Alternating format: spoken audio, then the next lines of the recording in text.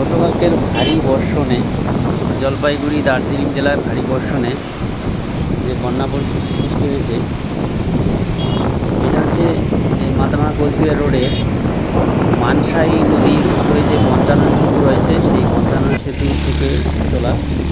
এই মানসাই নদীর এখানেই যা অবস্থা, তো পার্বত্য অঞ্চলে যে কী অবস্থা হয়েছে সেটা এখান থেকে দেখেই অনেকটা অনুধাবন করা যায়।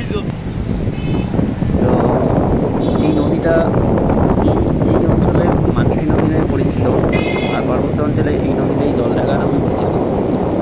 এখানে জলের যা স্রোত,